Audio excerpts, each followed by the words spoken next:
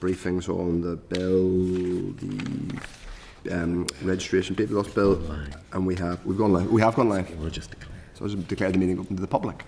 Welcome members to the 46th meeting of the Committee for Finance in the 22 to 27 mandate. Members, as always, this will be broadcast throughout Parliament buildings and online. So those in the public gallery, you're welcome to use mobile devices as long as they're in airplane mode and muted. You can connect to Assembly Wi-Fi as normal. Item 1, apologies. We have one apology from Steve Aiken, who is recovering. I wish Steve our best, and one member might be slightly late, and we have some members joining us remotely. Item 2, declaration of interest. Does anyone have an interest they need to declare? Deputy Chair. Deputy Chair? Yeah, for item 8, procurement strategy, I also sit in the Public Accounts Committee. Great. Agenda item 3 is chairperson's business. Item 1 of chairperson's business is at page 6 of the meeting pack. That's correspondence from the Interparliamentary Finance Committee Forum. It's draft correspondence from me on behalf of the Forum to the. It's been drafted jointly by our clerk and the clerks of the other committees, and it's due to be agreed so that we can share it with other committees, and they'll consider the draft too. So if people have any issues with it, I think it captures well some of the issues. Obviously, before I joined that Forum meeting, there was the issue about the brevity, shall we say, of the Chief Secretary's evidence, and that was an issue that was raised, so that's included in the letter. I'm otherwise content, and thank the clerk and the other clerks for their input. I don't know if anybody else has any comments or anything else they wish to include. Deputy Chair? Yeah, I think that that it was important to capture, as was said at the meeting, that we want to welcome that the Chief Secretary of Treasury did come, but we were disappointed that we didn't get through anywhere near the questions that we had. Great. Okay. If we are agreed, then we will. It will be issued, assuming the other committees agree. The next agenda item is a somewhat related matter, is the response from Secretary of State to the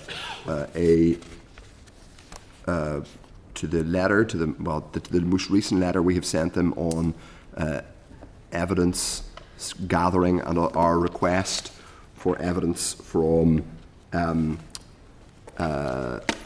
committee.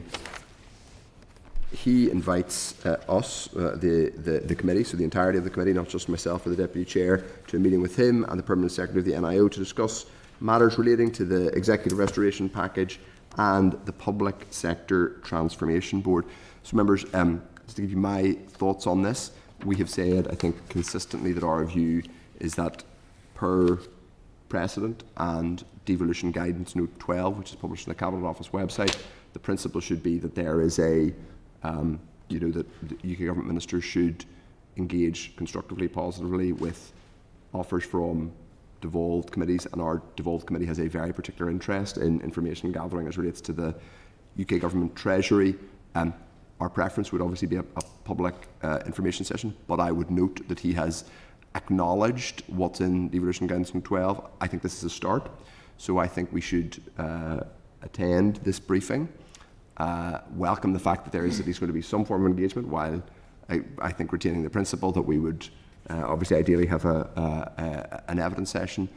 My suggestion, my view is that we should attend this meeting, engage and seek to talk to the Secretary of State about our view that in future there should be other opportunities for evidence sessions. But I think this is not the end point that we want to get to, but a step in that direction.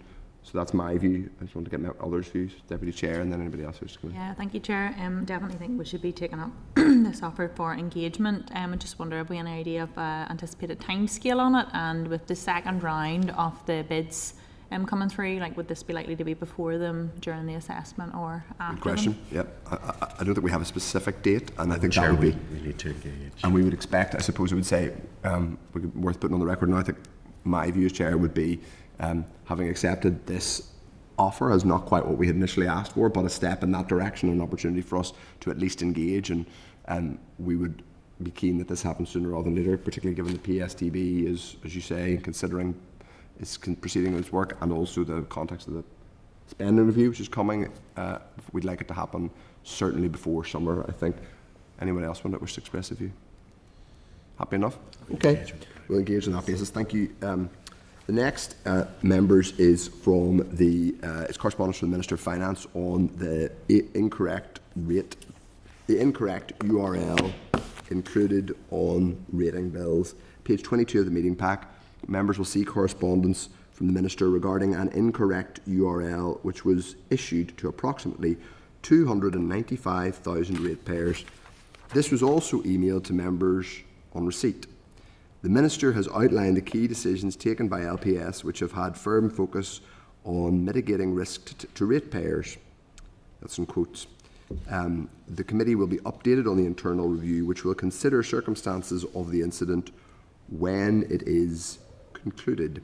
So, I first of all would say this obviously happened while we were or came to light whenever we were in recess. I think this is extremely concerning. I don't think this is something that we as a committee can not be part. We have to play our part in reassuring the public that the circumstances around this issue are properly understood and investigated and flushed out in public. So I think we do need to make clear to the department that we expect a detailed update. I'd like to know when they expect to hear from the Information Commissioner's Office. I'd also like to know how precisely this incorrect URL found its way into correspondence. Was it inputted by a human being working for LPS? Was there some other mechanism by which this URL incorrectly appeared on correspondence? Was there a checking mechanism? So clearly this review is happening, and they will say, well, but this information they should know this information instantly. They don't need a detailed review to know whether a human being typed these words out and then it was checked and missed or not checked. I think we do need to find that out and find it out as quickly as possible. So I think that getting the timing of when we're going to find out more is really important, particularly what exactly they have referred to the Information Commissioner's Office and what the terms of the Information Commissioner, if the Information Commissioner has if it's simply been notified to them, or there's a formal referral to the Information Commissioner's Office, because I think, I might be wrong, but I think they're slightly different.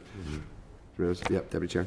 Yeah, thank you, Chair. I think the very concerning thing about this to me was, there was a serious error and potential breakdown in controls, governance structure here, and we've been told what they've done afterwards to sort of give comfort to customers, but there's been no discussion about how they investigated how this got there. And I'd said I put in a priority question on Monday on this, just exactly as you're referring to, like how did it get there? Was it put in by a human being? Was it missed by how many degrees of checks? Or was the system hacked and the wrong URL put there, which would be even more concerning? But just the failure for the correspondence to include any reference to an investigation as to how this happened and what they're doing to stop it happening again is just very, very absent here. And obviously the committee can write back to it, but we have the Minister in next week as well. And we have, and I think another bit of information that will be worth finding out is, are they monitoring whether that? I mean,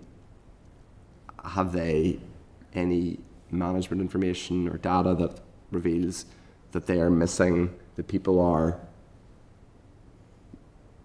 visiting the site? Are they monitoring? Have they investigated that someone else hasn't set up a fraudulent site? I think that's part of the investigation. All of this we need to know, because that's where this is ripe for.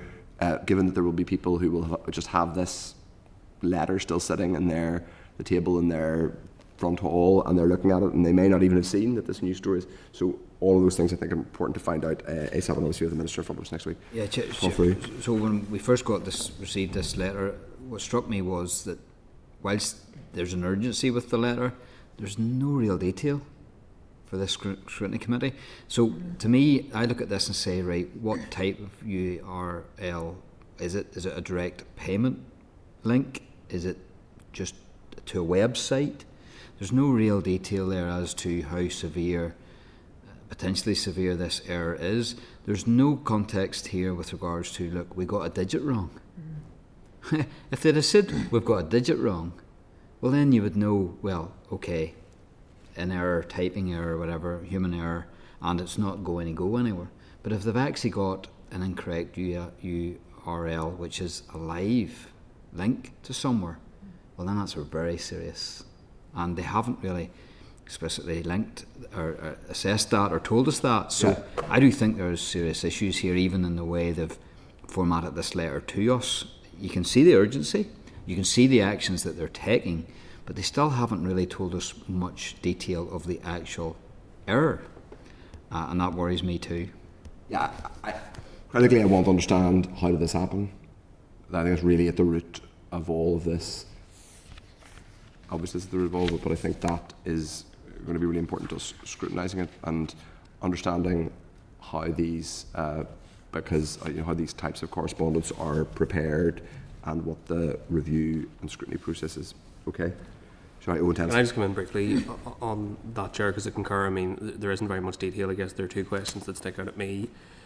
The risk has been assessed to be low by the cybersecurity team. That is somewhat reassuring, but I guess I'm still wondering, just because there have been no reports of any issues from anyone who's accessed the website, do we know they haven't been exposed to some sort of malware? Yeah. And have those individuals, because obviously we haven't seen the page that they were directed to where they actually asked for any personal information or details, is two of the questions that sticks out to me. I would surmise, based on the risk assessment that has been referred to here, not, but it would be nice to get that assurance. Yes, I think that's important information to get. And part of that would be understanding, do they know, have they any sense, you put it better than I did, any sense of the number of people who mistakenly went to this URL and what was... Okay. And the next agenda item is from the Minister of Finance relating to his intention to make a statement to the Assembly. And there's another related item in the tabled pack on the 23rd meeting of the North-South Ministerial Council on SEUPB, the SEUPB sectoral, in the SEUPB sectoral format. That's at page 24 of the meeting pack, and at page 3 of the tabled pack is a copy of the statement. That's just a note. 3.5 is WMS on the Executive Legislation Programme 24-25. It was also emailed to members, and it outlines plans for the Finance Minister to introduce two bills before the summer, further to the the one we were discussing today, the registration bill, the Financial Provisions Bill, which incorporates provisions originally contained in the DFE bill, which will not now proceed, and a Fiscal Council bill. Obviously, given that we were told we were going to get these in 2024, and then we were told we were going to get them in spring 2025, and it's now May as of tomorrow, we require to be constantly kept up to speed on the delivery, though it's welcome that we have a registration bill, and we've already had second reading of it. But on this basis, we will have two additional bills for us to scrutinise before we break up for the summer, if we are to take the department at their word, or the executive at their word. Okay. The next agenda item is an NI Affairs Committee report on the funding and delivery of public services. At page 29 of the meeting pack, there's a copy of the NI Affairs Committee report, funding and delivery of public services follow-up. The committee has made a number of conclusions and recommendations, as well as addressing some potential solutions. This includes the suggestion that the 124% figure of relative need is backdated to the start of the 2021 spending review, which is reflected in the block grant baseline figure for the next year, or that the figures apply to the block grant year on year without Barnett consequentials. The NI Affairs Committee also proposed that the UK Government should provide multi-year funding and that the Executive should raise more revenue. It also highlights the need to agree a final fiscal framework which includes a roadmap to potential further fiscal devolution. So lots in there that we were touches on strands we're looking at, that's to note. Item 3.7 is British Business Bank Enterprise NI SME Access to Finance report. This was referenced in our role briefing on the 9th of April, and it's at page 76. So that's just to seek agreement that we include that in the evidence for the inquiry. Item 3.8 is also relates to that. It's the Dáil Finance provision of access to cash infrastructure bill. Page 124 of the meeting pack. Members will find a copy of the explanatory memorandum for that bill, which is going through the Dáil. It was actually passed, I don't know, it goes to the Seanad now. It aims to protect the rule of cash by placing obligations on the three main Irish banks, obviously, who operate up here, two of them operate up here for them to provide ATMs and access to ATMs So members, this approximates with the recent access to cash legislation in the UK, which is good to note. Yes, go Just ahead, add to Paul. this, now that we have this, and it is very helpful that it is here with us, I wonder could we get some sort of research on this to see just how this bill sits with UK law. The comparative. We can get a comparative. I mean, I think it's Comparative. relatively similar, and possibly even the UK one's a bit more ambitious. Is that right? I think Or- the UK one goes slightly further, Chair, Yeah. but we can ask for a comparative piece that Yeah. sets it all out on the table more easily. Which then could complement or Yeah. Yeah, I think so, and I think, yeah. Okay. The next is the Welsh Parliamentary Finance Committee report, Financial Transactions Capital, their 3.9 is the Welsh Parliamentary Finance Committee, who were obviously here with us a few weeks ago, their report on FTC, and the next agenda item is the Welsh Government response to the Finance Committee report. It's actually interesting. There's lots of interesting stuff there. I won't go through it all in detail now, but given they only have 4 members on that committee, they have they work very hard. They've got a very busy clerk team supporting them. It's actually a really useful report. I don't sort of propose to go through it all now, but I think it's stuff that we might want to raise. And in fact, I don't know if it's worth us sending. It just occurs to me now, or is that too expensive? Us sending to the department and for information and asking if they've considered it. We can include that actually, Chair, with the Dallo readout. Yeah. Just to highlight it. Just to see if they're taking forward any of the actions. I don't think we need I don't think we need a 10-page response just to understand whether they are, because we know that they are looking at this. We've encouraged them to look at it, but just whether those recommendations are ones that they'll reflect on, because obviously they're important ones and worth looking at. Okay, moving on to the tabled pack. At 3.12 is a departmental press release on the Back in Business rate relief scheme. Members will find a press release, page 6 of the tabled pack, from the department on the extension of the Back in Business rate relief scheme, which offers businesses a 50% rates discount for up to 2 years if they move into a premises which was previously used for retail and has been unoccupied for 12 months or more. The committee previously agreed statutory rule to extend this scheme until 2026. So, members, this is just a note. Okay. Chair, just Should I flag this bit of information too? Yeah, okay. Oh yes, sorry, we do have to, because we're also requesting an update from the department on, that's a useful thing that you've included there, on the cost of doing business research by Ulster University, which was due to be completed by the end of March, but we haven't seen yet. We don't know, do we know whether it's been completed? It should have been completed, Chair. I think it's probably a case of now the department's reflecting on it, but it would just be useful to know when we might actually get sight of that, if members are content. Okay. Agenda item 4, draft minutes of the meeting held on the 9th of April. So that's at page 186 of the pack. If members are content, those minutes are a true reflection of the proceedings. I will sign them. Yeah. Okay. Agenda item 5, matters arising. Now, part of this we may have to go into closed session for, but I hope we don't. There is in page 200 of the meeting pack.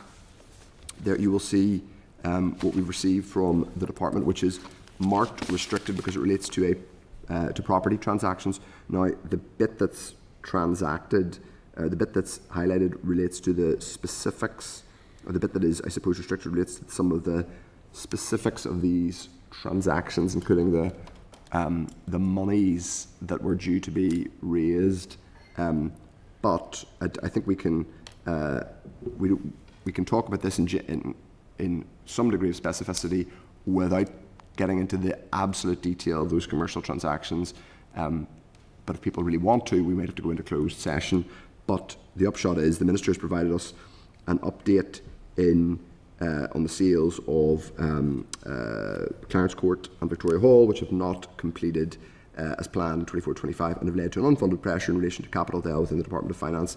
The Minister highlights that income has not been realised as forecast, rather than spend not being appropriately controlled. So what is being saying is these transactions have not were anticipated to have been completed in this the financial year just passed. They haven't, so that's why there's a pressure at year end. The Minister provided details of how this has arisen. and provided an update on the current block grant situation, i.e. the impact on the final 24-25 position, given that these transactions have not been completed and therefore the department has not realised the additional money from selling the buildings. Notably, as part of the October monitoring round, the Department of Finance surrendered £21.2 million capital budget to the Centre for reallocation. This 21.2 million, so that was the 21.2 million was in anticipation of these transactions. This 21.2 million reduced the requirement. This 21.2 million reduced requirement formed part of the funding which allowed allocations of 25 million to the Department for Communities for Social Housing and 39.6 million to the Department for Infrastructure for wastewater infrastructure and construction. Obviously that 21 million doesn't cover the entirety of the 25 plus the 39, but presumably they're saying that it allowed both of those, it completed the amounts for both of those two. A list of the Department of Finance property sales which have concluded this year is also provided in the Minister's correspondence. It is also indicated that the Department of Finance sought to reduce spend where possible, and although the year-end accounts process is ongoing, it's currently indicating a £3.9 million underspend. This is for the Department of Finance, split between 1.5 million non-earmarked Ardell, 0.8 million earmarked Ardell, and 1.6 capital. This reduces the overall DOF net overspend to £12 million or £12.1 million, with the exception of the Department of Education, which relates to Teachers' Pay Award. The March forecast outturn from all departments indicates that across resource and capital DEL, the block position is balanced. Written briefing on outturn and forecast outturn data is to be considered in today's meeting. Now, a couple of points from me. I am interested in some of the, without going into too much of the detail, and some of the decision-making process around the surrender of the £21 million capital budget in expectation of a or multiple transactions completing. I would like to understand precisely what gave the assurance to the department that that was likely to proceed, or likely enough to proceed, that they could surrender a certain amount of capital back to the centre because they were sure that they were going to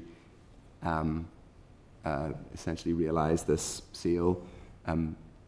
Some of what is in the, and I'm not sure if I can say this without going into closed session, some of what is relayed in the information slightly strikes me as a bit strange that they made that assumption. Might be worth just going into a short closed session. We'll go into closed session. Is that okay, Heather? And then I'll just explain it to people. If members are content, yeah. Yeah, sure. Thank you. Senate Chamber. Sound.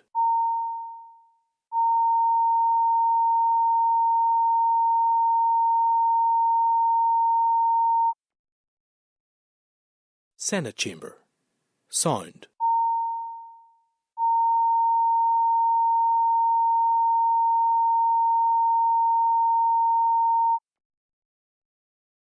Senate Chamber. Sound.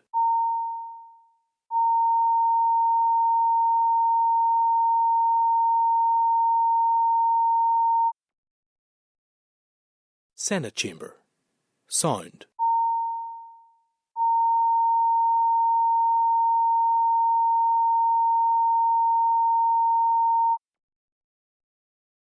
Senate Chamber. Sound.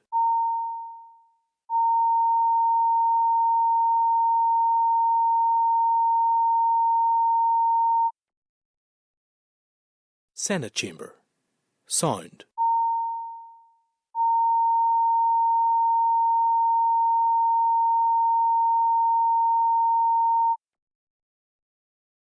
Senate Chamber.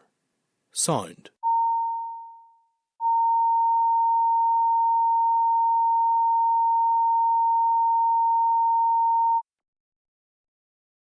Senate Chamber. Sound.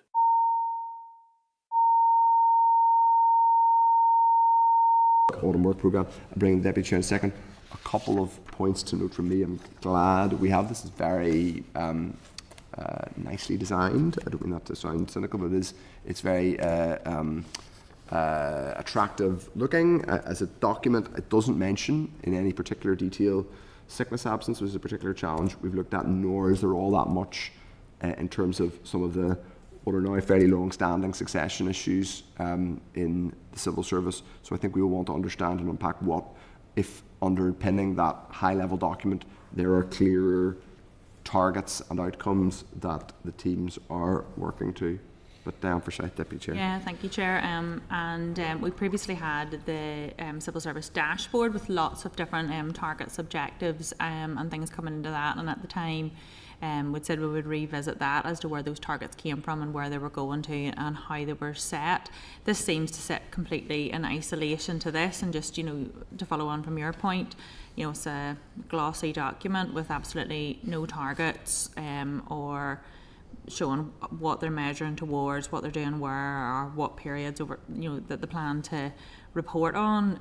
Because as it sits, it's very hard to understand what the point of this strategy is, because it's not got any kind of end goal or where we're going to get to. So just some clarity on how it would link with that particular dashboard. Are those supposed to be the targets, or is this standalone? Because if we're going to revisit it later in the year, it's just a floating strategy there, as far as I can see in the meantime. I think we get that, and we can build that towards a kind of a body of evidence for our inquiry later in the year. It may also be just worth, we don't necessarily, if they could provide for information, but it doesn't need to be, I think, urgent, because we'll be revisiting it in more detail after the summer. The previous iteration of the People Strategy, which I imagine was 20 to 25, and probably discussed in this committee, and I think that perhaps sometimes what we do is look at things going forward. We don't always go back and look at whether there were clear targets that were achieved, or whether, because some of those issues, both in relation to succession planning and probably sickness absence, but would have been issues at the last People Strategy. So it would be interesting to see how well they believe that was implemented or otherwise, and that might feed into scrutinising the one going forward. Right, okay. The next agenda item is DALO readout of requests made following the 26th of March meeting. That's at page 254 of the pack. The first of which relates to the Inter-Ministerial Standing Committee. Members previously agreed to request a readout from the Minister of Finance on his recent attendance at the very funkily formatted F:ISC. It's like a kind of wannabe trendy banking company, the Finance Inter-Ministerial Standing Committee, the FISC. So we asked for a readout of the FISC and agreement that we would get further readouts from FISCs. He has provided some detail of the meeting of the FISC held in Cardiff on the 27th of February. A copy of the communique is attached. Finance Minister raised a range of issues the Executive is facing, and also including increased employer NICS contributions, and also voiced concerns around agricultural property relief. Separately, the Minister also met with the CST for a bilateral meeting on the same day, and rose a number of other further issues, including the ongoing dispute in relation to victims' payments, the exceptional costs facing the Executive in relation to legal challenges, the potential funding cliff edge in 26-27, housing executive borrowing, tax-free childcare, hospitality VAT, agricultural support funds, and Casement Park. So, members, that's to note, but we will obviously have the Minister in front of us next week. 5.6, another DALO readout response, relates to capital easements due to legal challenge. So members had sought that's page 257 of the pack. Members had sought information from the Department in relation to capital easements due to legal challenge and requested to be kept fully informed of developments in this matter. The Department has stated that the legal challenge to the proposed award of the Small Works Framework Agreement was heard in the High Court on the 31st of March and 1st of April 2025. Pardon me. During the second day of the hearing, the Department's Senior Counsel provided further advice, concluding that the Department would be very unlikely to succeed in winning the case. Based on this advice, the Department conceded it would not award the Framework Agreement.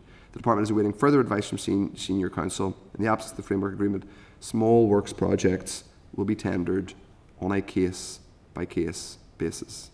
That's to note, unless anybody wishes to come in. Okay. The next is another DALO readout response in relation to Professor Holtham's review of the level of need. That's page 258. The committee requested a copy of the terms of reference for Professor Holtham's review of the level of need analysis, and for clarity on what level of resource and secretariat support was provided to facilitate the report. So thankfully the Minister has provided that. DOF officials are providing technical and administrative support to Professor Holtham, and as per the terms of reference, Professor Holtham will be paid £750 a day, up to a total cost of £25,000 for conducting the review. Departmental officials have put in place budget management arrangements to ensure the work is completed within budget. The terms of reference are included there in the pack for information. So that's to note. Deputy Chair. Yeah, thank you, Chair. Just within the terms of reference, the timetable at the end of it, that should be complete now, and I was just wondering if we might be able to ask for an update. It says in the timetable there that the draft review shared with officials end of March, and with the Finance Minister 7th of April, research findings shared as required from the 14th of April. So now we're We'll be on end that of now. April, heading into May, so it would be good to know where that was Yeah, at. definitely. Owen Townsend. Yeah, no, it was a similar query just in terms of the timeline, but I do want to say, just during this item, I am concerned by the pace of this review and the apparent lack of independent secretariat support. I mean, I don't want to prejudge the outcome until we've had a chance to look at it, and Professor Holtham is absolutely the right person to be taken forward a review in terms of his expertise.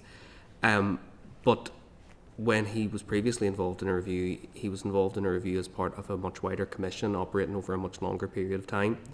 And it's very possible to do a review which looks at some of the other factors which didn't end up in the Welsh model, which may be applicable to Northern Ireland in terms of things like taxable capacity. But there are other very distinct issues in Northern Ireland in terms of, I talk about the cost of division all the time as one of those examples.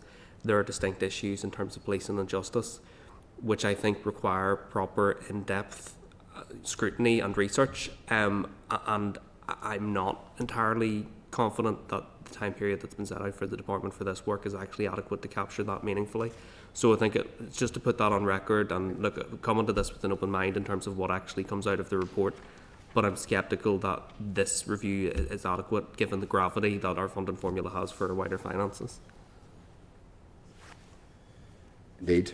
Okay, thanks. You put that on the record. Thank you. The next agenda item is the Dallow readout relating to various requests that were made in the 2nd of April meeting.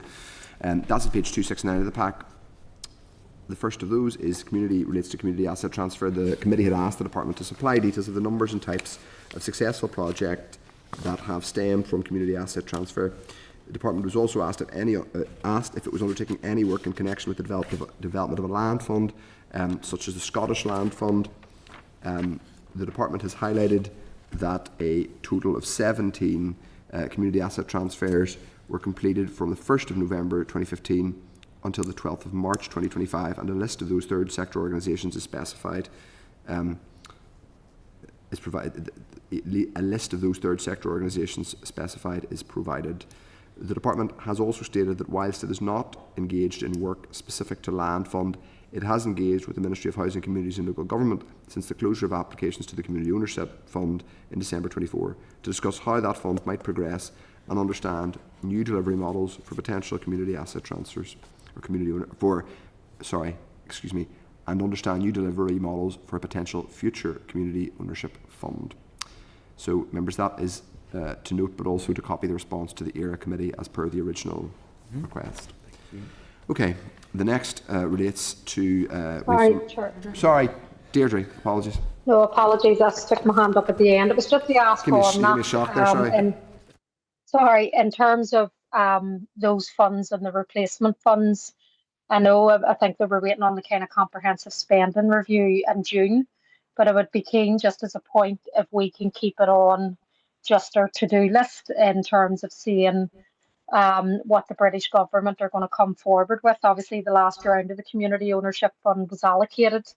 It's a very popular fund, just like the other funds, and I would be keen on the outcome of the comprehensive spending review to get a sense of where the government are going with these funds going forward. So it's just to note it, if we can just keep an eye when that happens, and then we can, discuss it at the committee here. Thanks. Yeah, I think that makes sense. Deirdre, we should definitely do that. Chair, it might just be useful at this point to indicate that we anticipate the CSR on the 11th of June, just so members have that in their minds. Good. Okay. The next item relates to, the next agenda item relates to is, again, another DALO response, and it's the PAC report on major capital projects. That's at page 272 of the meeting pack. The committee previously asked if the Minister would be highlighting to his ministerial colleagues the PAC's new recommendations considering capital budget pressures. The Department has indicated that it is currently developing a memorandum of reply to that PAC report. The Northern Ireland Civil Service will be consulted on an advanced draft, and the Minister will seek approval from executive colleagues when he has agreed a final draft, which is hoped to be before summer recess. So that is to note. Unless any members, Deputy Chair. Yeah, thank you, Chair. And just to declare, I'm a member of the Public Accounts Committee also, and I had raised this. The report on major capital projects was a follow-up report from the committee where there was very little progress made on all of these issues over a 5-year period. In the 2024 report, it was reporting on the major capital project £2.45 billion of an overspend, and up to date, the Public Accounts Committee report that was published a few weeks ago revised that figure up to £3 billion. So over the past year since the original that report came out, it's gone up by £500 million. So whilst we'll wait for weeks and months here for responses to be agreed by the Department of Finance, any ongoing major capital projects are effectively continuing to grow in this overspend. Yeah. So my question on this in this committee before was, can we as a committee draw attention to departments in terms of any ongoing capital projects that you have as you're going into 25, 26, could you take stock of this report and not maybe wait for the Minister for Finance to come up with responses to the PAC report, but to actually highlight this in terms of capital budget pressures now, because it is growing and escalating at a very concerning rate? Yeah, I think that is sensible. Before we do, I wonder if it's worth us making clear to the department that we think there's a degree of urgency with this, rather than what we have heard is that the NICS will be consulted on an advanced, so as in that means the civil service more widely, does it? Does that mean that means okay? Will be so presumably that means senior people on the kind of next HR side will be consulted on an advanced draft, and the Minister will seek approval from executive colleagues before when he is agreed a final draft. There's quite a lot of bits there before anything goes to departments with specific actions or. I'm just concerned that a lot of time has passed. This overspend's continuing to grow, and there are things that if attention was flagged to them in the short term. Can I suggest, it says this is hoped to be before summer recess, can I suggest we write to the department from the committee and say we are concerned that there is a bit more urgency, there should be a bit more urgency about dealing with some of these, or with getting some of these recommendations implemented. Presumably, for example, generally with these, there are one or two where they take issue, or there are maybe some where they take issue, and then others where they kind of go, fair cop, we need to sort that out. And like the ones where they kind of are taking issue with one interpretation or one bit of analysis from the committee, or indeed the audit office, should not, I think, hold them up from implementing all of the others. So I think we should maybe go back to the department with a degree of urgency and say we want to understand why you can't get on with either completing the memorandum of reply more quickly, or at least starting to implement some of the recommendations. So I think let's do that, and then we can go from there. Okay, people are content. The next one is from the TO Committee, relates to ending violence against women and girls. This is page 273 of the meeting pack. The committee previously requested detail from the department on any activity and funding related to the delivery of the Ending Violence Against Women and Girls strategy. The department has provided this detail through its shared services, and as an employer and public service provider, the detail is included in the pack. It is also confirmed that the activities are funded within the DOF allocation. So this is really for us just to respond to TO on that, the TO Committee, I should say, on that basis. Everyone's content. The next one relates to the Department of Economy, and members had asked for a little bit more information when we considered a statutory rule on the valuation, telecommunications, natural gas and water amendment regulations, Northern Ireland 25, and we agreed we were content with the statutory rule, but we asked for a little bit more detail on how DFE licenses and regulates companies operating in the telecommunications sector. We asked for more information, and they have provided it. So if everyone's content. The next one is from the Department of Communities, and it relates to FTC expenditure on 600 new homes. The department has provided clarification around funding for the purchase of an additional 600 homes over the next 3 years for use as temporary accommodation. It confirmed the scheme announced by the Minister for Communities to enable the purchase of up to 600 properties from the general housing market over 3 years will not actually be financed from FTC. That scheme will be managed and financed by the Housing Executive with funding drawn from the Landlord Reserve account. There will be no additional contribution from the Department or Executive. So that's to note that clarification. Yeah, okay. The next agenda item relates to from the PAC, and it's around primacy of certain reports. The PAC has written to all committees indicating that it has agreed to retain primacy on the NIAO Health and Social Care Imaging Services report. A table has also been provided outlining all current PAC reports and primacy matters, i.e. where the PAC has decided to retain primacy. So that's to note, members. Item 5.16 relates to the Committee for Infrastructure and a WMS on public expenditure in the final budget 25-26.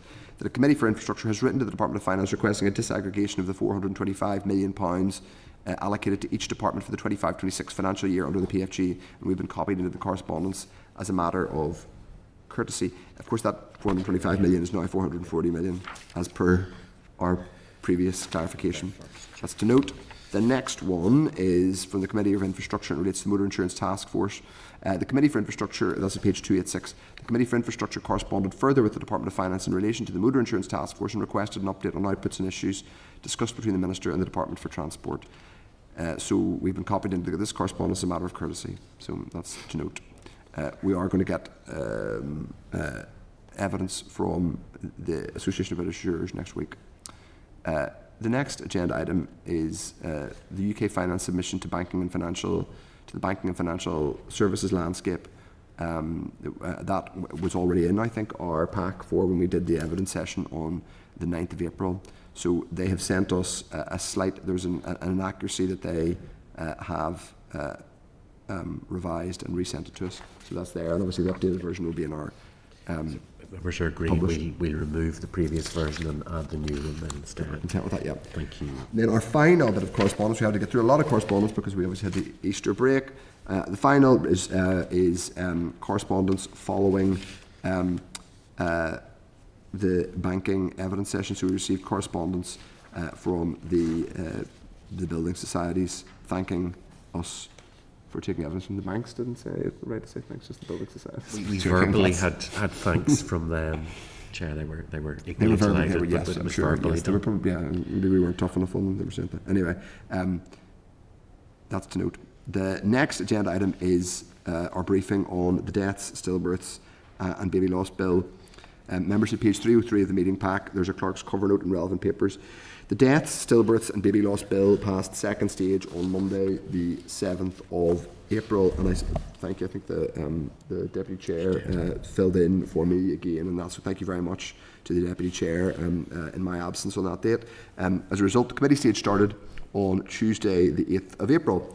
Starting at page 305 of the meeting pack, there is a copy of the bill and explanatory and financial memorandum. Hard copies are being circulated now. Yes, thank you, Heather.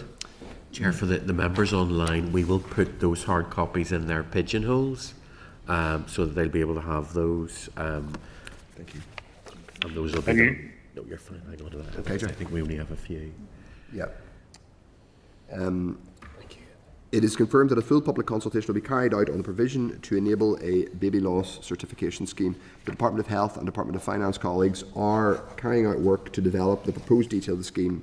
It is anticipated the consultation will run over the summer. As is usual practice, a bill clerk has been allocated, and the clerk will attend today's meeting to provide an overview of that bill. Now, it's practice to hold it in closed session, so if members are agreed, we'll go into closed session now. Members can tell. Right. Senate Chamber. Sound.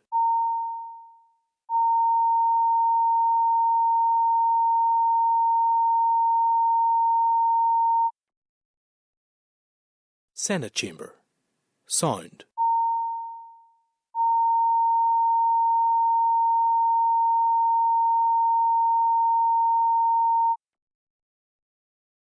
Senate Chamber.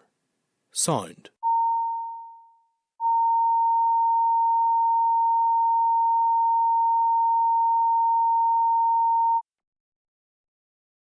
Senate Chamber. Sound.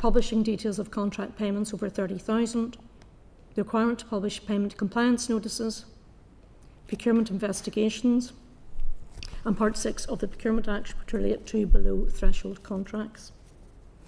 This draft procurement strategy has been developed to take account of the issues identified in those legacy reports I mentioned and gaps within the new Procurement Act 2023. Since May 2024, CPD has undertaken consultation on the draft framework with centres of procurement expertise, departments, key external stakeholders including the Federation of Small Businesses, Social Enterprise NI, NI Council for Voluntary Action, Business in the Community and the Northern Ireland Construction Group and the Northern Ireland Civil Service Board.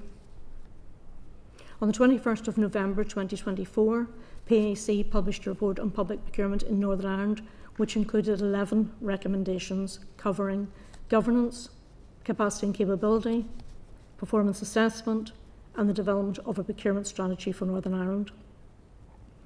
The Executive approved the Memorandum of Reply to the PAC report in February 2025. The public procurement policy strategy will be a key enabler to meet a number of the recommendations in that PAC report. Minister O'Dowd forwarded the draft policy strategy to the Executive on the 29th of April. That's the briefing finished. I would like to invite any questions you may have. Well, you finished on a very opposite note there, Donna. So it's gone to the Executive yesterday. So do we know when it is going to be? Is it going to will this have to be discussed at the Executive, or is it being done by right round? Can ministers indicate that they are? Can other ministers indicate that they are content, or will it have to be formally discussed at an Executive meeting? Ministers asked for it to be tabled on the 15th of May. I'm presuming that's for discussion. Okay. But that hasn't been confirmed, so I'm not sure. Okay, that's useful to know. So yeah. Sorry, I was going to say, Yeah. really, the statement is with as the statement is with the Executive consideration. I'm unable to discuss the detail of the strategy, but I would be happy, to come back at a later date to answer any detailed questions. Okay. And I can maybe take higher level questions at this point. Well, I would certainly will ask you questions. You can you tell us then whether they're real. Rather than us editing our questions, you can edit your answers and tell us when you're not what you're not going to what you're not in a place to answer. Have all the recommendations from the NIAO and then the subsequent PAC report, are you satisfied that they're all dealt with in the procurement strategy? I will just look here. Just give me a second. I have a list to go through here for you. Many of them are, and I'll read out the recommendations from the PAC report which are included. Yeah. Recommendation 1, the development of a procurement strategy. Recommendation 2, the establishment of a set of metrics to assess the performance and effectiveness of procurement. Recommendation 3, a review to determine the most appropriate governance and oversight structures to be put in place to support strong leadership and decision making. Recommendation 5 was the Department to undertake a review of the capacity and capability issues affecting procurement and put in place a strategy to attract and retain the skills required. Recommendation 10, establish arrangements to ensure the consistent recording of performance for procurement. And recommendation 11, the Department to ensure that technological risks and opportunities are subject to suitable oversight at a strategic level. The ones that are not included in the strategy are recommendation 4, the oversight body to review current procurement structures to determine if the current structures remain optimal for procurement in Northern Ireland. The Department will undertake a high-level review of that separately. Recommendation 6, the Department to complete a formal review of the impact that scoring social value policy has had on SMEs' access to public markets. This will also be reviewed by the Department.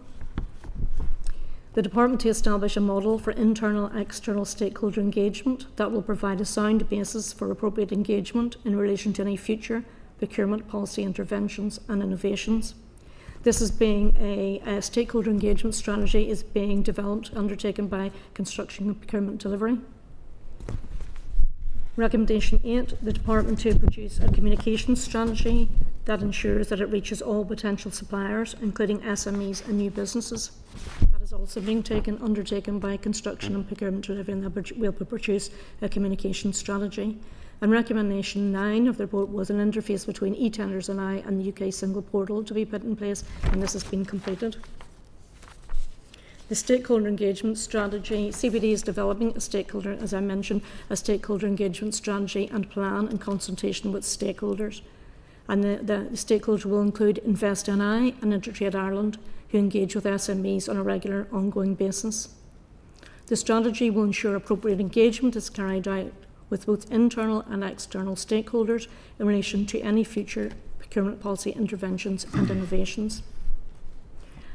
To improve communication with potential suppliers, CBD is producing a communication strategy to help engage with potential suppliers, and these are new people maybe to the market who don't know who we are. Provide as much information as possible through a single website to signpost potential suppliers to government tenders, subcontracting opportunities, procurement pipelines, and meet the buyer events, etc., to encourage suppliers and new suppliers particularly into the market, and to standardise our complaints procedure. You're basically saying that in some form, you think every single one of the recommendations has seen action, but we haven't seen the report yet. Yes, they're not all contained. Not all of the Sorry. actions are contained in the strategy, but we are dealing with all of the recommendations either in the strategy or under other ways and means.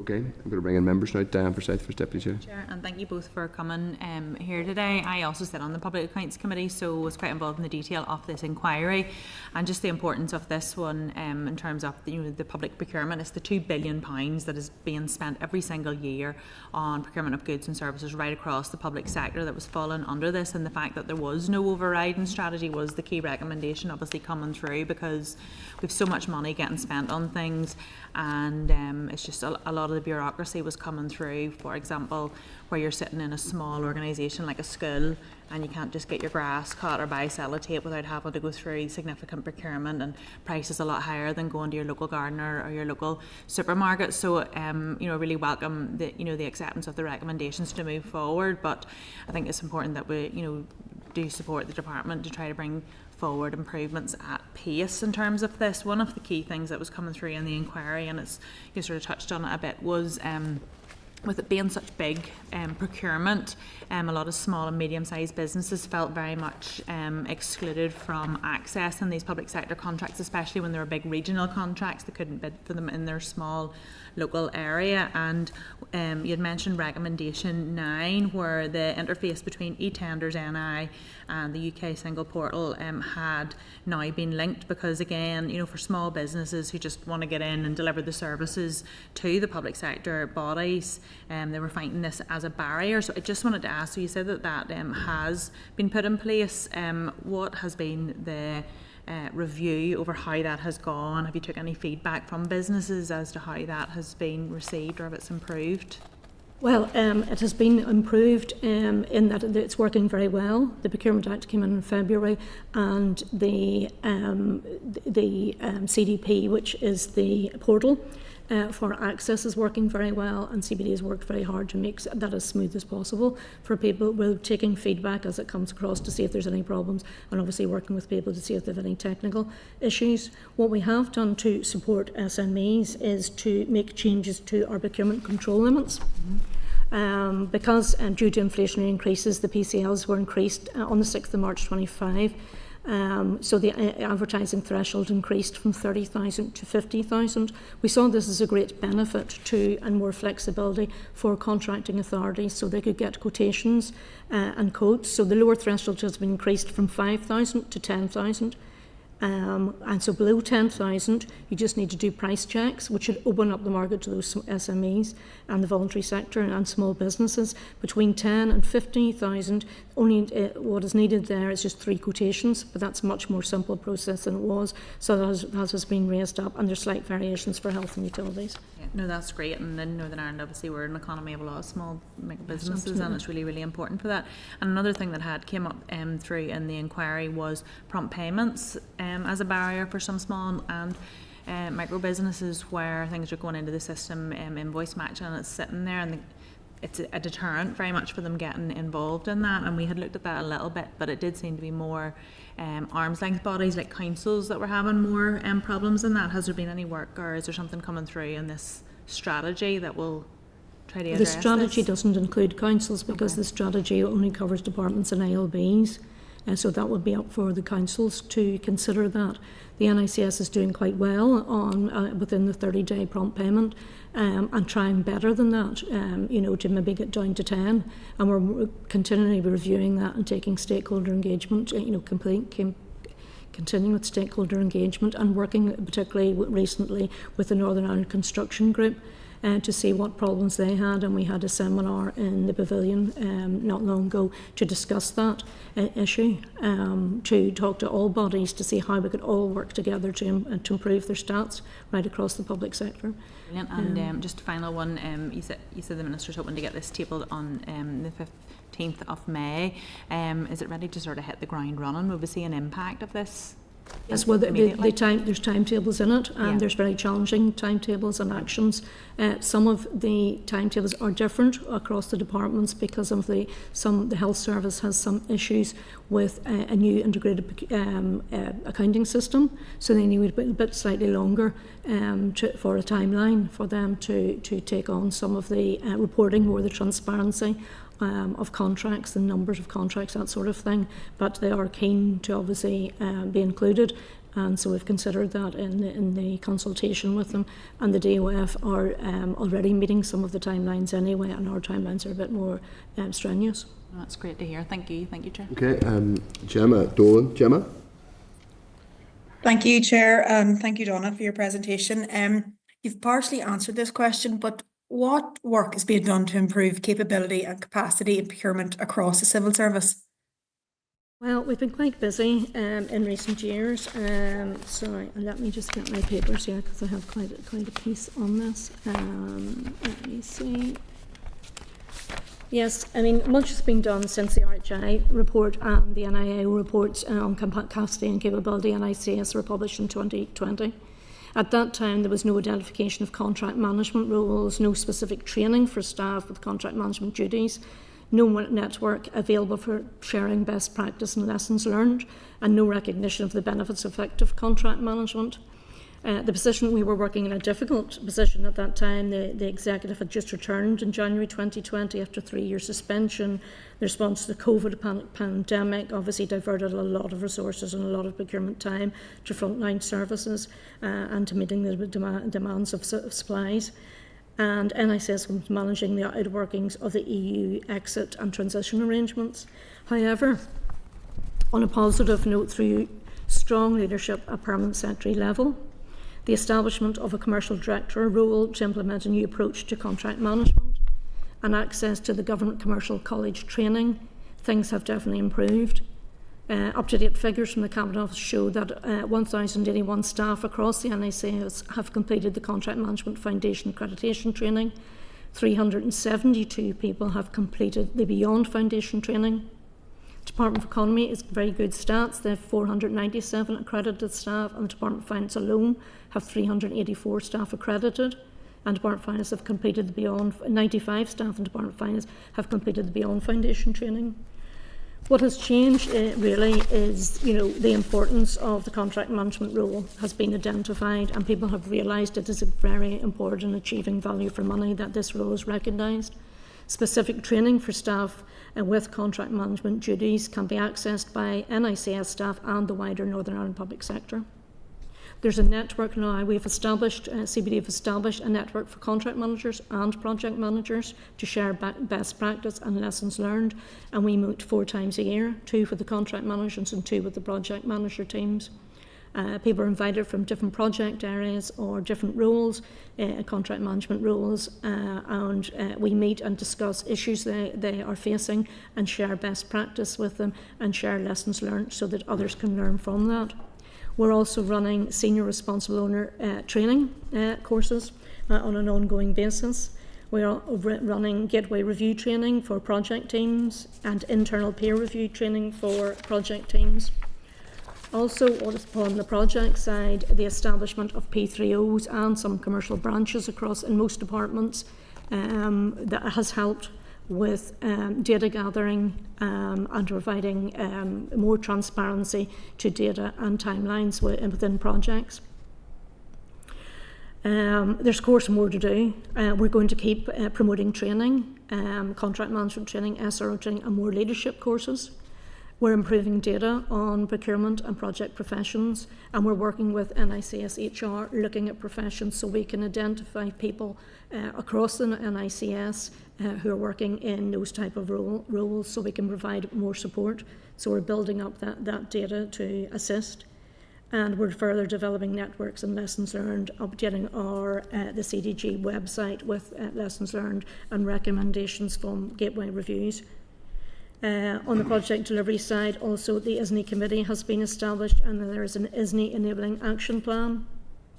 CPD has also run a series of workshops with our SROs, senior responsible owners of projects, and they to consider things like the recruitment of external expertise. So external expertise could be brought in to projects to assist in their delivery, because we all know that obviously time and money are a huge issue with major capital projects. We've also looked and had seminars on the business case process to try and identify, is there a way of improving that process, making it easier to go through, to quicken the process and see what stages and governance there are in the stages and sign-offs to try and quicken that process. We've also run a seminar on the planning process. So we're looking at better ways of monitoring and reporting of projects. At the moment, we're reporting to the NICS board on a 6-monthly basis. We're consulting with the NICS board and the ISNI committee to see how they would like that changed, improved, and what else they would like to view, and we're looking at that. And as I say, we're working with NICS HR to review professions and work with them on the people strategy and ways that we can help. One issue, of course, is recruitment and retention. That is a problem across the procurement function.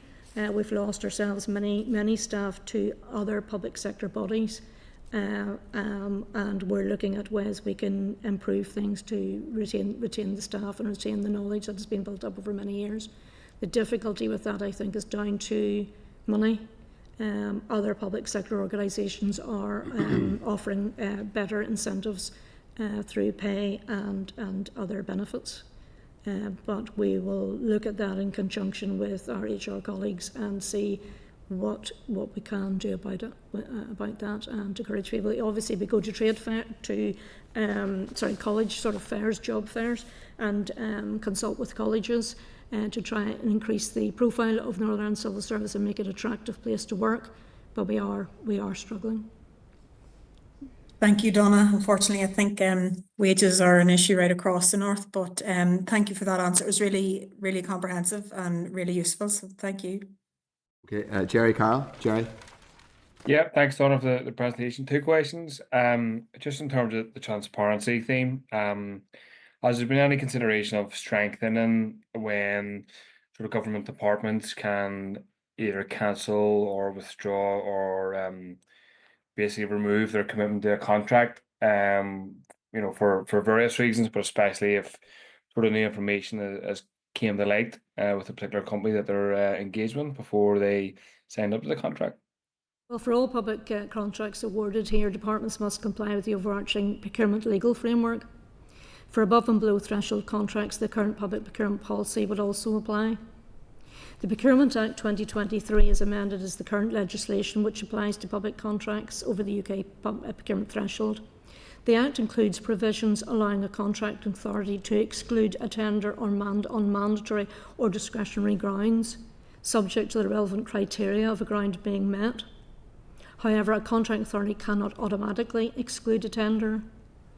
For procurements dealt with under the new Procurement Act, although there are new exclusion grounds, the addition of the categories excluded and excludable suppliers and the addition of a debarment list, in reality, a process still needs to be undertaken for each procurement to establish if any of the exclusion grounds are met or that a supplier is on a debarment list.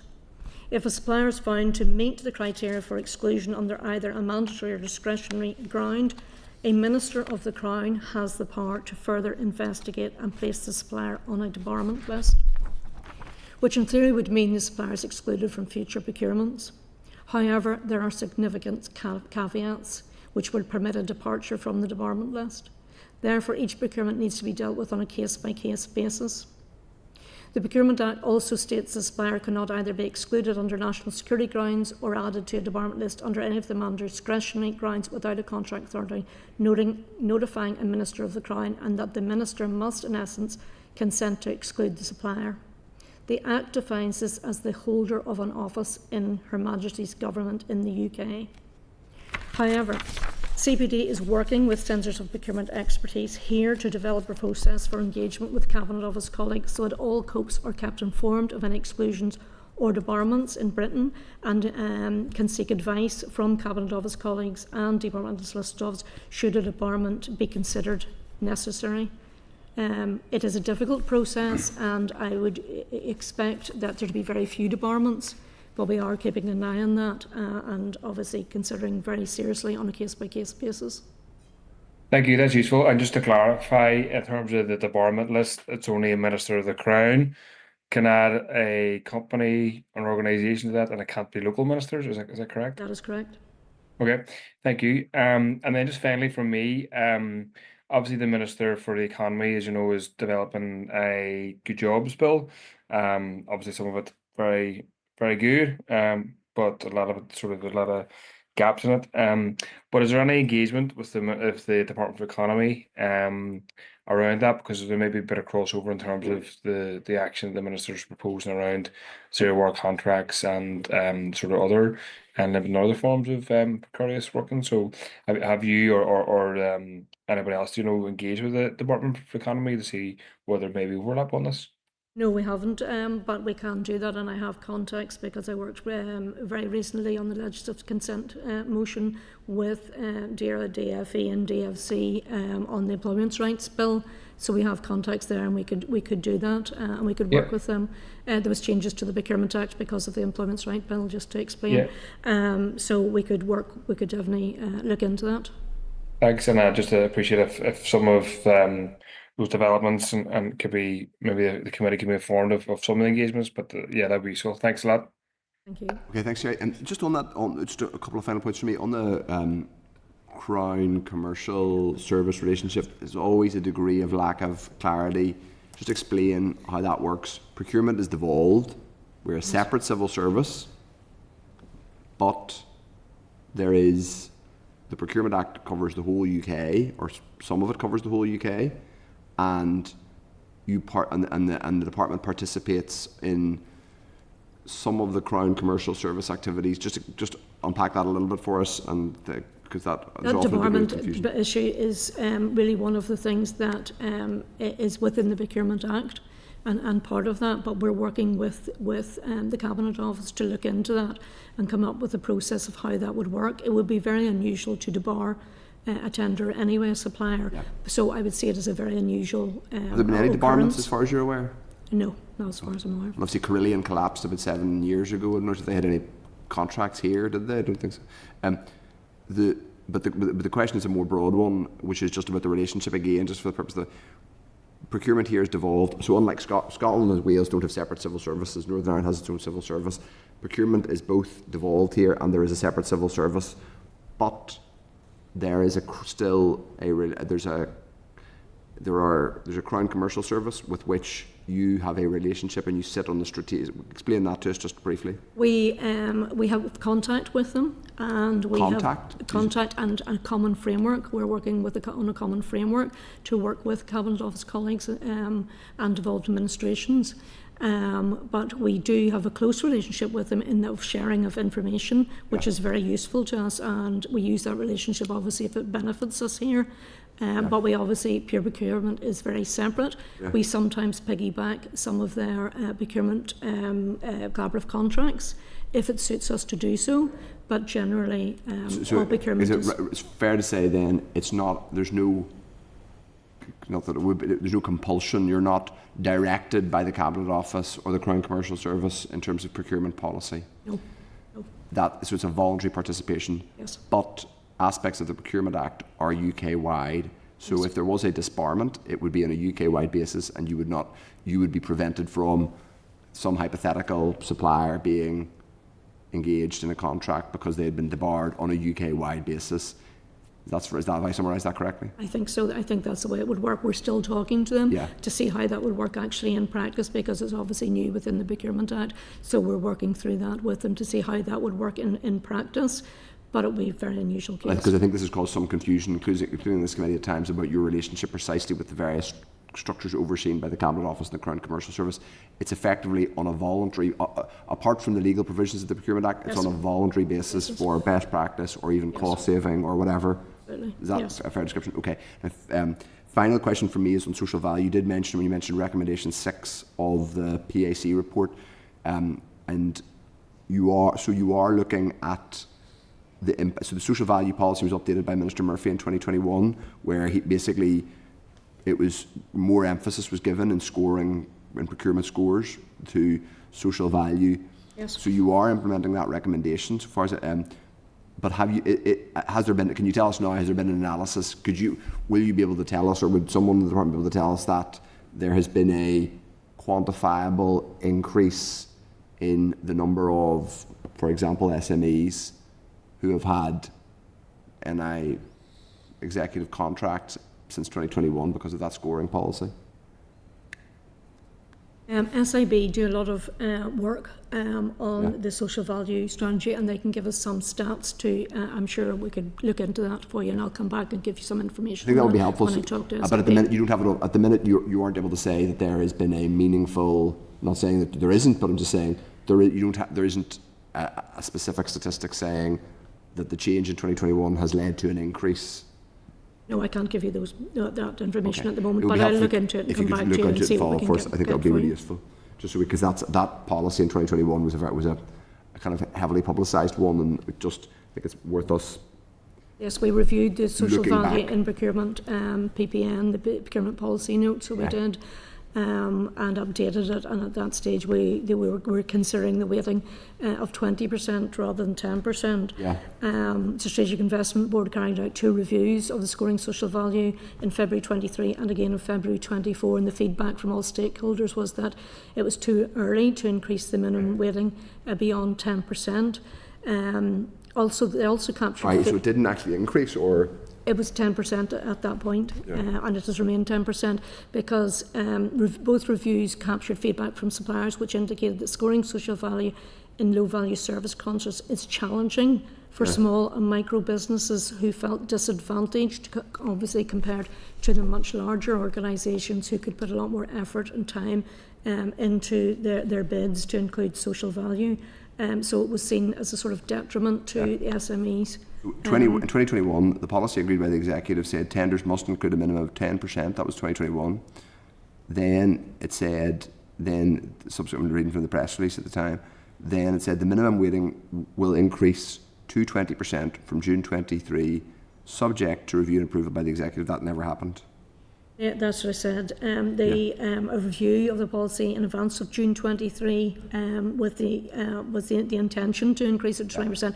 But when the Strategic Investment Board carried out the two reviews, and the feedback was just not positive and was detrimental, seen as detrimental to the SMEs. It wasn't positive because they felt that what the SMEs were saying, basically, this is too much, this is too burdensome on us. Then yes, absolutely. Okay, and right, okay, and can you tell us now whether the updated procurement strategy is going to have anything about social? Is it going to revisit the 20% target, or is that left? Is it sort of silent on that? Or? Well, that'll be a separate issue for us to maybe review at a later date to revisit it again.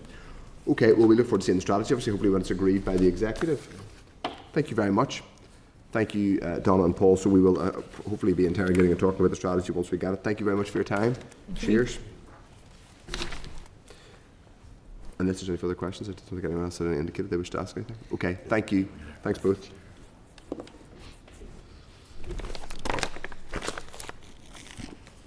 Members, agenda item 9 relates to outturn and forecast outturn data, and we have a written briefing from the Department of Finance at page 3 at 6 of the meeting pack.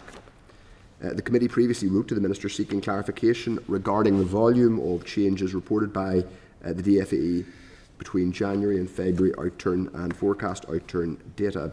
The Minister states that outturn and forecast outturn returns were primarily due to the timing of payments slipping into later months rather than a reallocation of spend to other areas. The Department also provided explanations at a more granular level than the higher level summaries submitted by other departments.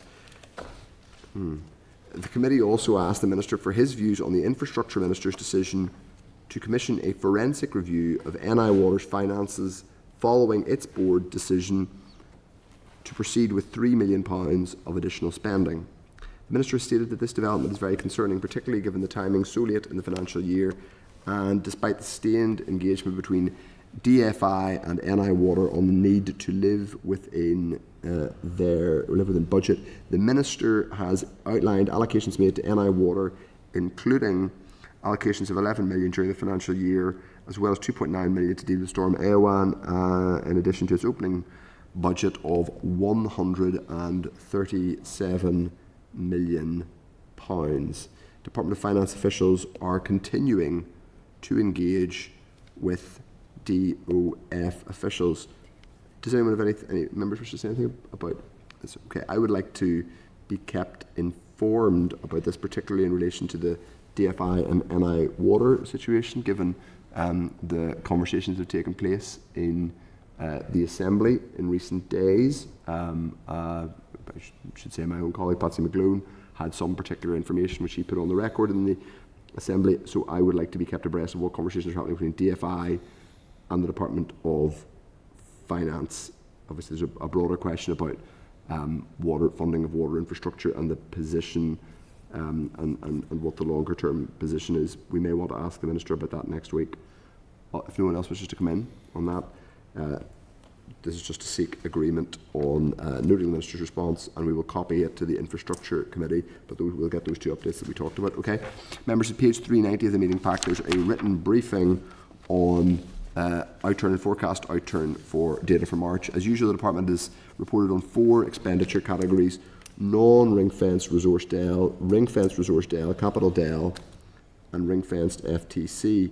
In relation to non-ring-fenced resource DEL, as noted earlier in today's meeting, the only department reporting an overcommitment is DE. This relates to teacher pay and is expected to be resolved in the restated March outturn forecast outturn. In relation to capital, no department has reported an overcommitment, but departments are forecasting an overall underspend of 12.9 million.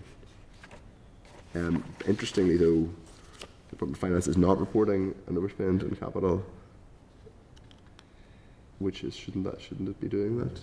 No? No. Relative to, based on what we discussed earlier on? Yeah. Should it?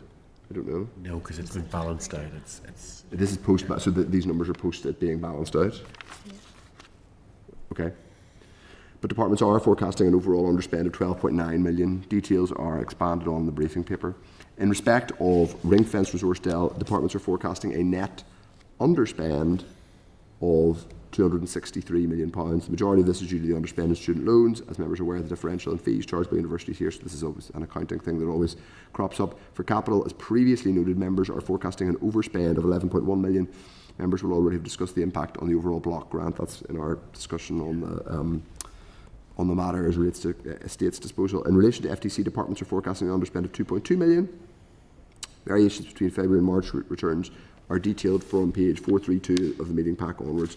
Notably, the Department of Finance has indicated that 1.9 million reduction in February return is due to a demand-led land registration income being lower than forecast. For a demand-led estimate, this is not unusual. So, members, the next oral briefing we have on outturn and forecast outturn data is due to take place the 20th of May and is an oral briefing with officials. This briefing will also cover the main estimates in budget number 2, Bill. So that's to seek members' agreement there. So wish to come in. Yeah, Deputy Chair. Thanks very much, Chair, and the next update will be timely because obviously we'll see how the year has closed out. I just wanted to make a couple of points. The Department for Economy have made reference to the £253 million reported underspend in relation to student loan reporting.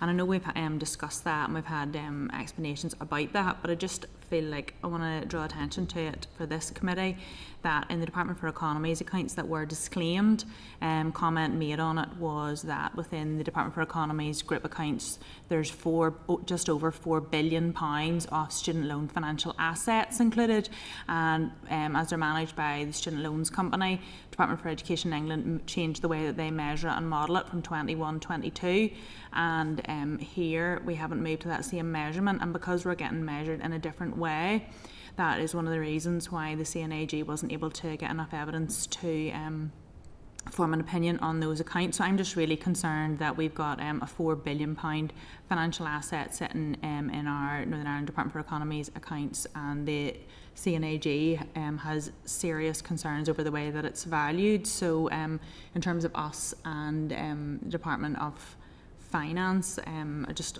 want to flag it's a huge amount of money, and is there something that we can look into that way? And the second point was in terms of the Treasury Officer of Accounts, he had came to the Public Accounts Committee on a few issues and made reference to a dashboard that he has, and I wonder if we might be able to get periodic reports from that to this committee in terms of which bodies, like arm's length bodies, are behind, have missed statutory deadlines for reporting and are still out of date in terms of which accounts have been actually completed, audited and laid, because there's a number that are going back a couple of years that the accounts remain out of date, and whilst they're not material to the overall department that they're consolidated into, there are some significant issues coming through with potential further qualifications and serious issues on these different arm's length body accounts. So whenever Treasury Officer Accounts had referenced, he has a dashboard on those. I think dashboard arm's length body specifically? Well, just on all accounts that are reported through,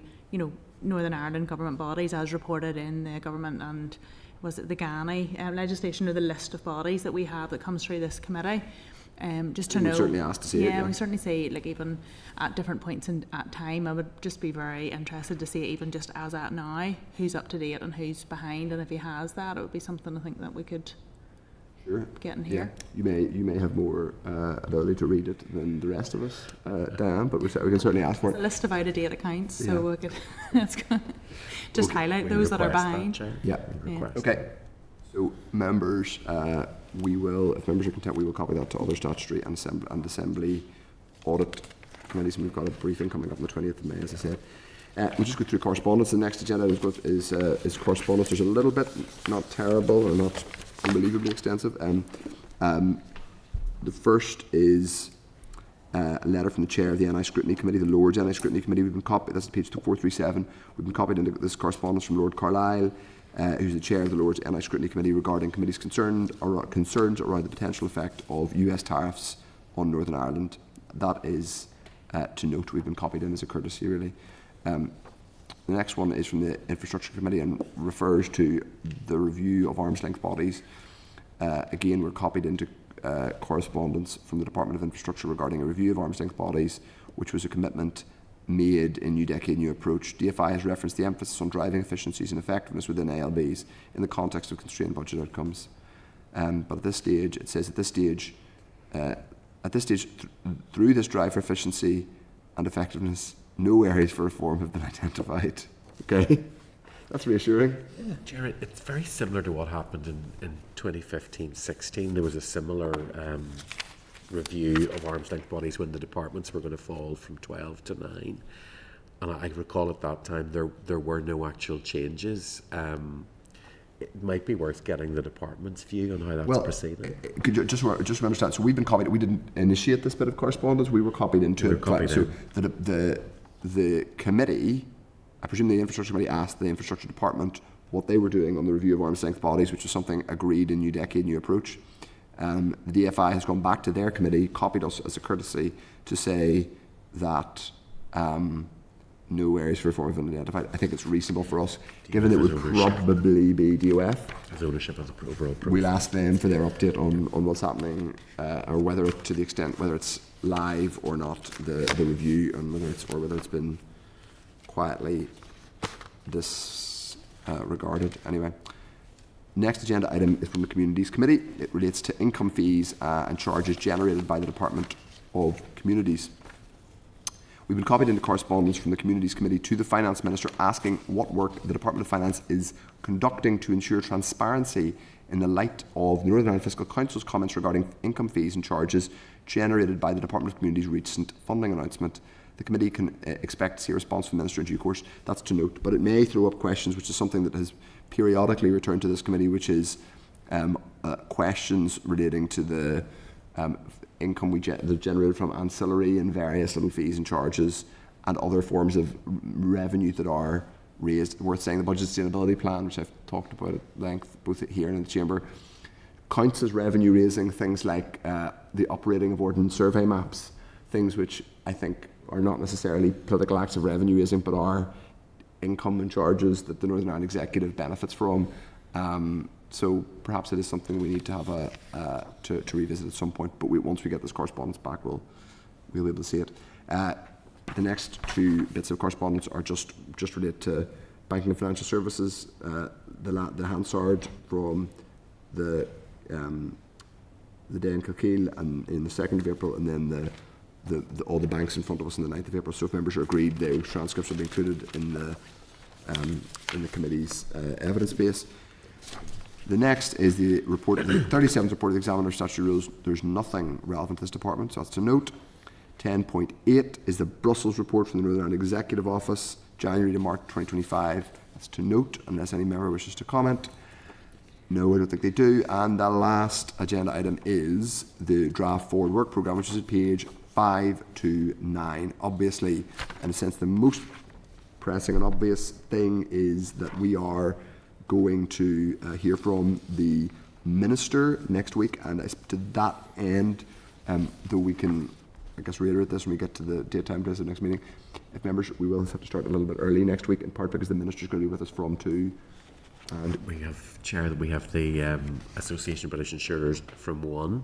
So we have a cunning plan to have a pause in between the two, where members can have a discussion about how they want to approach the ministerial session. That is all predicated on that first session finishing in a timely way. So as we try and do, and we've got, though we have, to be fair to the Minister, we've got a good long stint with him. I think in order for us and anybody watching to get the most out of the evidence session, we'll try and, as we have done in the past, structure our questions. So we go in, so we talk about, for example, the overall executive budgetary position, and maybe the kind of the prospects for multi-year budget and programme for government first, and then perhaps touch on ancillary matters after, and we'll try and just keep it structured just so it's thematic, and that I think is a bit fair to the Minister and his officials, so we're not jumping around the place too much. But I'll ask the clerk to speak to the rest of the forward work programme. So, Chair, we have the departmental request to brief us on the subordinate legislation. Members will remember, in conjunction, there's 4 pieces of subordinate legislation in conjunction with the Legal Oversight Commissioner. Members have talked about the position of the Legal Oversight Commissioner. By members, you mean me? Yeah, that's fine. And the certain oddity that there is there, but the department wants to brief us on that because those have finally now, they're in a position to bring those forward. Mm-hmm. We also have a departmental briefing that will be particular interest to members from today's discussions on the 28th of May around the first review of the estate strategy. So that'll bring up a lot of the issues that were discussed earlier on today, and what we may need to do. There's potential even for closed session there, Chair, as well. We have a lot of I think business. we should operate in the principle that we'll have an open session unless they absolutely say they have to have it, and there's one thing has to be. Yeah. We have a lot of business over the next number of weeks, so we're seeking agreement from members to begin at 1 p.m. on the 7th, 21st and 28th of May, if members are content to do that. And on the 28th of May, we'll also have a room change from here to room 21. That's to facilitate the economy and ERA committees to have a concurrent. This is really the only room you can do that in. And theirs will go on that wee bit longer, so if members are content, we'll move. In terms of a bit of a further update on the bringing the last numbers of kind of briefings in for the banking inquiry, I've talked to SIPFA, and they're agreeable to writing a written update for the committee if members are in agreement for that. And I'm looking to pin down either the 21st or 28th with the FCA. That will largely bring us to a conclusion on the sort of external briefing on that. So we're still waiting for FCA to confirm. Studio Ulster visit, and that was what was coming out of, that was particularly this year's big spend on city and growth deals. So we've a proposed date of Wednesday the 11th of June, which also happens to be the CSR. And that's pretty much the highlights. Obviously, we've got the Balmoral show 14th. We are developing a survey on the banking inquiry. I have the wristbands, so members don't need to worry about wristbands. Members, we're leaving parking to you, but I have the wristbands for the committee, so don't worry about that. Chair, Deputy Chair. Yeah, so are we getting the wristbands in advance of the day? Yes, because I physically have them. Okay. So they will cover you their trade wristbands for that Wednesday. I don't know what special things being a trade wristband particularly does, but I'm sure it's something. But we just need you to look at your own sort of parking, because we don't necessarily know what you're going to want to do about that. We will have, as we've said before, there's a 1 to 3 slot that we have in the stand, which is, it's kind of more like a tent thing, and we'll operate our survey from the stand during that time. But also we're looking at doing roving surveying, and we're looking to develop the survey on one of the, I'm going to call it an app. It's an app, sort of, but it's part of our own Microsoft 365. So it means we can push it out to Youth Assembly, their consultative forum, and also hopefully, if we get connection, Youth Enterprise, because we're keen to hear what young people are saying about how they do banking. But it's also young people on this committee. We can just give our views. Of course, anytime I'm available, anytime. We'll pencil that in, Chair. But also the survey will cover everybody as well. So it's got that element of young people. So members, just remember that we won't be having a meeting on the 14th, but there will be a level of opportunity for a little bit of we're hoping a committee piece to camera. Good. Okay. But we're still developing that for the 14th itself. Great. Okay. Just asked on that, what's the duration of time you'll need us for? Not that whole 2-hour slot, because mostly that's going to be us surveying. We're looking at the piece to video, potentially taking about 20 minutes to sort that out and do that. That'll be, we've got like a sort of table area where members can sort of be, and we're working out just exactly what that looks like with comms and engagement. We'll be doing the surveying bit with a couple of iPads on the stand, and then we will venture forth with clipboards, depending on the weather. But for it's about a 20-minute period, we'll pin down exactly when that is during that 1 to 3, okay? So this is, I think, a really interesting, innovative way of getting the public's view and engaging the public with the work of the committee. And again, thank you to the team for organising it. And I think this it's really a testament to the hard work of the team. Okay, members. So if members are agreed, we'll publish that forward work programme on the web page. The next agenda item is any other business. If anybody has any other business they wish to raise. Then finally, date, time and place of next meeting. The next meeting is scheduled for Wednesday 7th of May at 1 p.m. to enable our both our session with the ABI and preparation for the Minister in this room, the Senate chamber. And I'll ask the question, the committee, do you now adjourn? The committee is adjourned?